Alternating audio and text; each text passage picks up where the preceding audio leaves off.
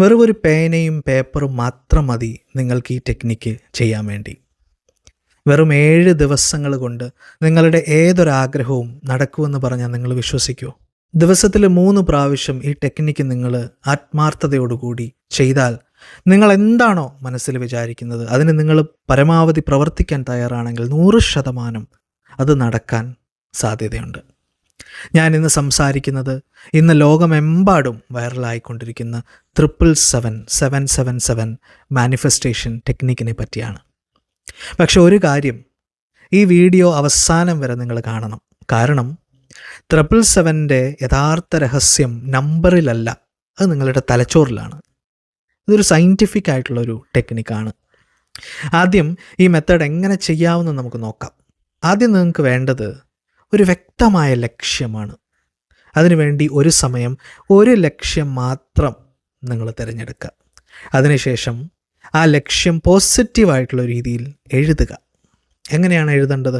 ഉദാഹരണത്തിന്, ഞാൻ ആരോഗ്യവാനും സന്തോഷവാനുമാണ്, അല്ലെങ്കിൽ എനിക്ക് അനുയോജ്യമായിട്ടുള്ള ജോലി ലഭിച്ചതിന് ഞാൻ നന്ദിയുള്ളവനാണ്.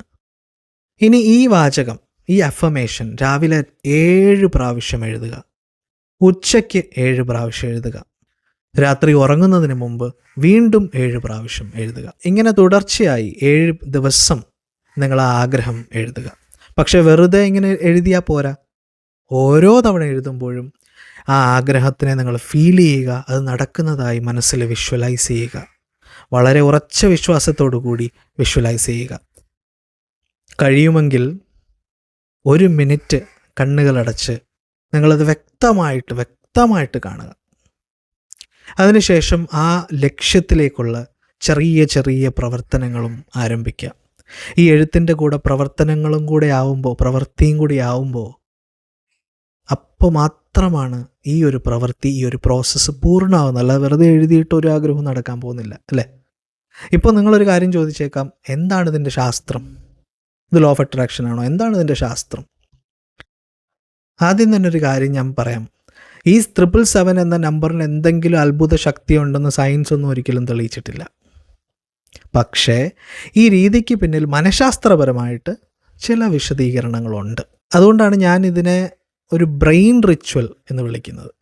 നമ്മുടെ തലച്ചോറിൽ റെറ്റിക്കുലർ ആക്ടിവേറ്റിംഗ് സിസ്റ്റം, അല്ലെങ്കിൽ RAS എന്നൊരു സംവിധാനമുണ്ട്.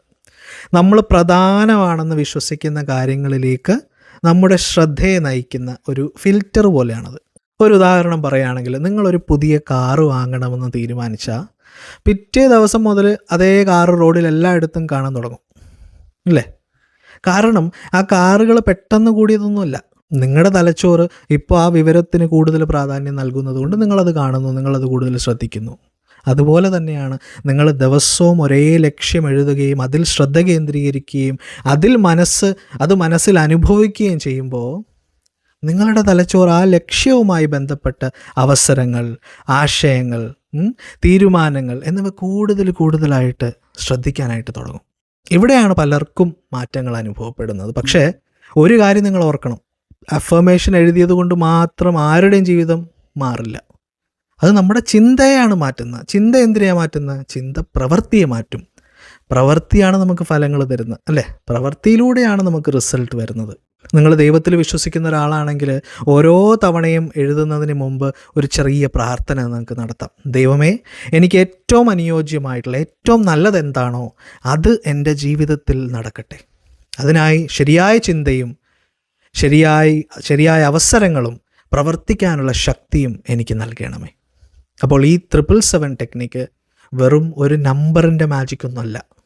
നിങ്ങളുടെ മനസ്സിനെയും ശ്രദ്ധയും പരിശീലിപ്പിക്കുന്ന ഒരു ബ്രെയിൻ റിച്വലാണ്. ഇത് ആത്മാർത്ഥമായിട്ട് 7 ദിവസം നിങ്ങൾ ചെയ്തു നോക്കുക. നിങ്ങളുടെ അനുഭവങ്ങൾ കമൻറ്റിൽ എഴുതുക. ഈ വീഡിയോ നിങ്ങൾക്ക് ഉപകാരപ്പെട്ടെങ്കിൽ ലൈക്ക് ചെയ്യുക, ഷെയർ ചെയ്യുക, ചാനൽ സബ്സ്ക്രൈബ് ചെയ്യുക. നിങ്ങളുടെ സുഹൃത്തുക്കളുമായിട്ട് ഇത് പങ്കുവെക്കുക. ഏറ്റവും പ്രധാനപ്പെട്ട കാര്യം, ഈ ചാനലിൻ്റെ ഡൗട്ട്സും കാര്യങ്ങളും ക്ലാസ്സസും ഫ്രീ ക്ലാസ്സസും ഒക്കെ വരുന്ന ഗ്രൂപ്പുണ്ട്. ആ ഗ്രൂപ്പിൻ്റെ ലിങ്ക് ഡിസ്ക്രിപ്ഷനിലുണ്ട്. എല്ലാവർക്കും ചേരാം അതിനകത്ത്. അപ്പോൾ ഈ ഒരു മെത്തേഡ് നിങ്ങൾ ആത്മാർത്ഥതയോടുകൂടി ചെയ്തു നോക്കുക. അതിൻ്റെ എല്ലാ ഗുണങ്ങളും എല്ലാവർക്കും ഉണ്ടാകട്ടെ എന്ന് പ്രാർത്ഥിക്കുന്നു. Thank you.